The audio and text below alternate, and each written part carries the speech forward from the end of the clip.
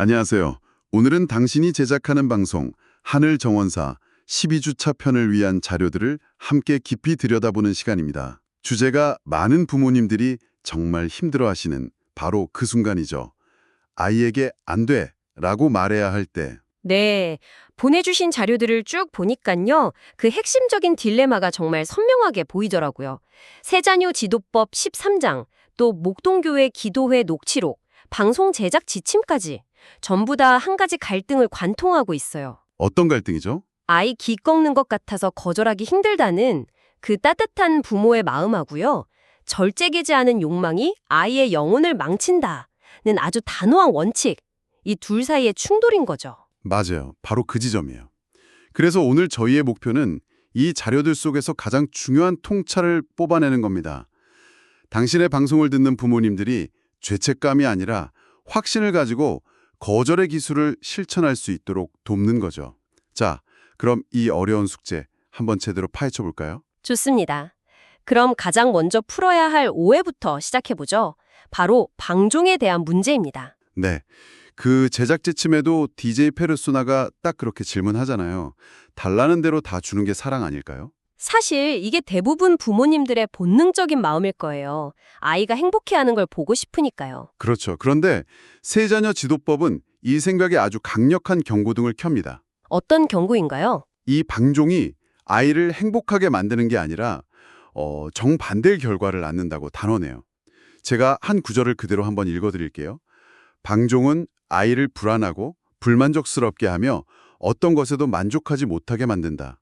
이게 첫 번째 핵심입니다. 아, 우리가 사랑이라고 믿었던 행동이 사실은 아이의 행복감을 앗아가는 독이 될 수 있다는 거죠. 그게 참 역설적이네요.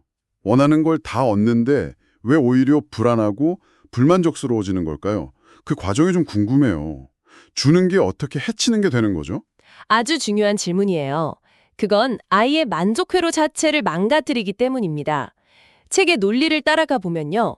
모든 욕구가 즉시 충족될 때 아이는 기다림의 즐거움이나 성취했을 때 만족감, 또 감사하는 마음, 이런 걸 배울 기회 자체를 박탈당하는 거예요. 아, 기회를 잃어버리는 거군요. 네, 진짜 독은 장난감 자체가 아니라 내면에서 행복을 찾는 능력이 죽어버리는 겁니다.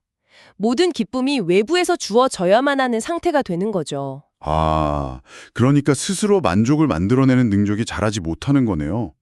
마트 바닥에 드러누워서 막 울고 떼쓰는 아이, 그 모습이 바로 떠올라요. 주변 시선도 그렇고 너무 힘드니까 일단 그 순간을 피하고 싶어서 장난감을 사주게 되잖아요. 그럼요. 모든 부모가 공감하는 순간이죠. 하지만 자료들은 그 일시적인 평화가 얼마나 값비싼 대가를 치르게 되는지 경고합니다. 떼쓰는 것에 굴복하는 부모는 아이에게 평생의 손해를 끼친다고까지 표현해요. 평생의 손해요. 네. 아이는 아주 명확한 공식을 배우게 됩니다. 울고 화내면 원하는 것을 얻을 수 있다. 바로 그거죠.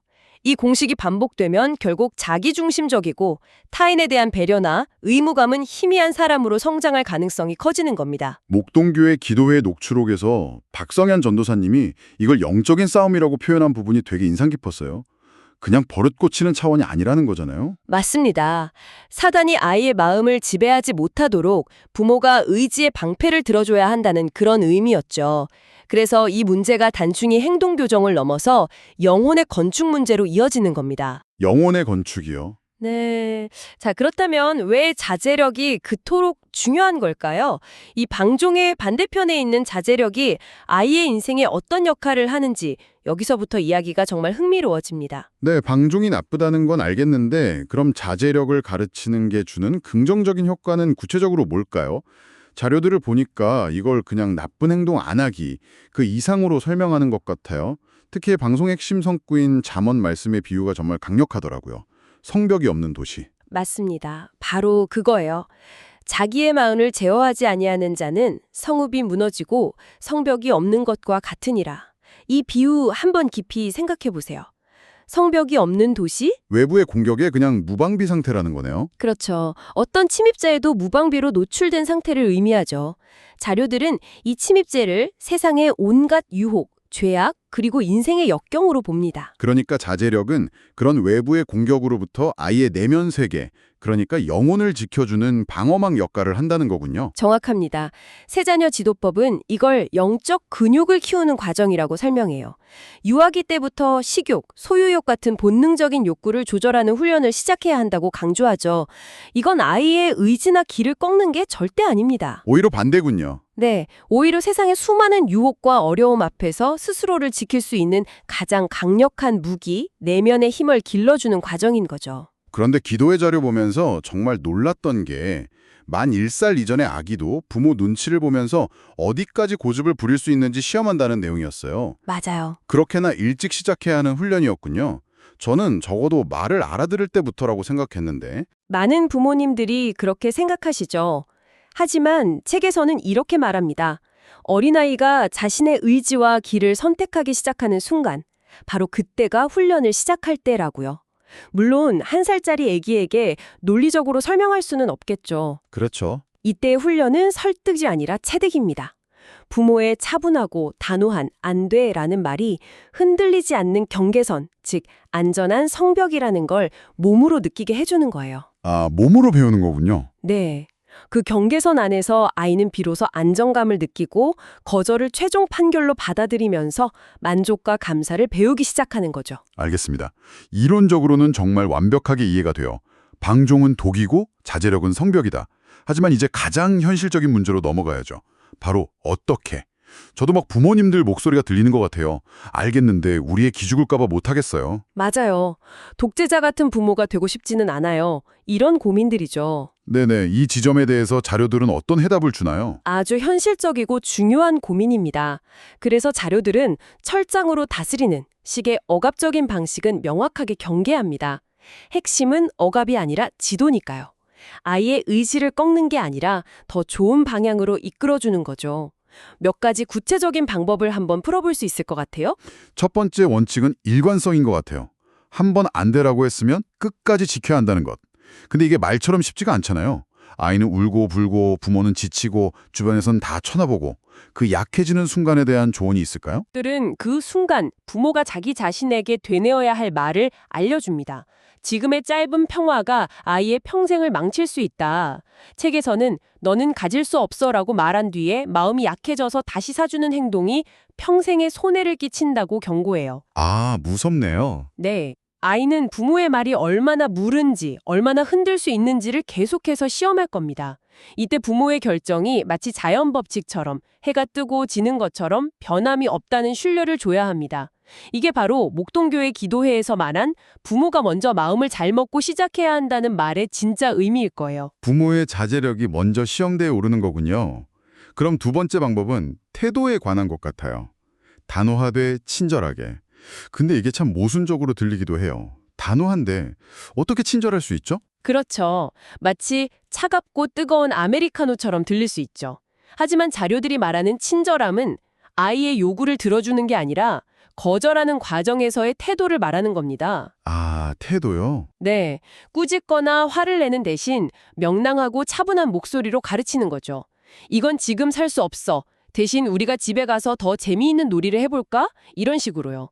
그리고 아이가 이해할 수 있는 수준에서 이유를 설명해 주는 것도 중요합니다. 어떻게 말해주는 게 좋을까요? 이건 너무 비싸서 안 돼 보다는 오늘은 장난감을 사는 날이 아니야. 장난감은 네 생일에 사기로 약속했지. 처럼요. 정해진 규칙을 상기시켜주는 거죠. 여기서 핵심은 아이의 감정은 공감해주되. 갖고 싶구나. 정말 멋지게 생겼네. 이렇게요. 네, 맞아요. 감정은 공감해주되 행동은 허용하지 않는 겁니다. 감정은 읽어주지만 원칙은 지킨다. 정말 중요한 지점이네요. 마지막으로 제작 지침에 나온 이번 주 실천 미션이 아주 지혜로운 방법 같았어요. 무조건 안 돼가 아니라 기다림 훈련을 시키는 것. 네, 이건 정말 실용적인 대안입니다. 지금은 때가 아니야. 주말까지 기다려보자. 라는 말 속에는 여러 가지 긍정적인 메시지가 담겨 있어요. 첫째, 너의 욕구를 무시하는 게 아니라는 존중의 의미가 있고요. 둘째, 즉각적인 만족이 아니라 기다림을 통해 더 큰 기쁨을 얻을 수 있다는 걸 가르치죠. 아, 기다리는 것도 배우는 거군요. 그렇죠. 셋째, 미래를 계획하고 인내하는 능력을 길러줍니다. 이것이 바로 욕구를 조절하는 자제력 근육을 키우는 가장 실질적인 헬스 트레이닝인 셈입니다. 듣고 보니 안 되라는 말이 단순히 무언가를 막는 부정적인 단어가 아니네요. 오히려 아이의 내면에 더 크고 중요한 가치들을 심어주는 굉장히 교육적인 도구였어요. 그렇습니다. 결국 부모의 흔들림 없는 태도 속에서 아이는 변덕스러운 세상의 파도에 휩쓸리지 않는 법을 배우고 그 안에서 진짜 안정감을 느끼게 되는 거죠. 오늘 정말 깊이 있는 대화를 나눴네요. 안 되라는 말 속에 담긴 진정한 사랑의 의미를 제대로 확인한 것 같습니다. 아이의 모든 요구를 들어주는 방종은 결국 아이를 불행의 늪으로 밀어넣는 독이고, 어릴 때부터 꾸준히 가르치는 자제력은 세상의 온갖 유혹과 어려움을 막아주는 가장 튼튼한 성벽이 된다는 것. 그리고 우리가 놓치지 말아야 할 마지막 중요한 통찰이 하나 더 있습니다. 이 모든 과정이 아이만을 위한 훈련이 아니라는 점입니다. 부모에게도 똑같이 어쩌면 더 깊은 영적인 훈련이 돼요. 부모에게도요? 네, 세자녀 지도법의 마지막 부분에 이런 구절이 나옵니다. 부모가 자녀에게 자제를 가르치는 동안 그들 자신도 그리스도의 학교에서 인내, 관용, 사랑, 온유를 배우게 될 것이다. 결국 부모와 아이가 함께 성장하는 과정이군요. 자녀를 가르치면서 사실은 나 자신을 먼저 다스려야 하니까요. 바로 그 지점이죠. 그렇다면 당신이 이 방송을 제작할 때 청취자인 부모님들에게 이런 질문을 던져보는 건 어떨까요? 자녀의 떼쓰기 앞에서 인내하며 자제력을 가르치는 이 힘든 과정을 통해 하나님은 지금 당신의 품성 안에 어떤 단단한 성벽을 쌓아주고 계신가요? 아마 이 질문이 지쳐있는 부모님들에게 가장 큰 위로와 깊은 울림을 주는 메시지가 될 겁니다.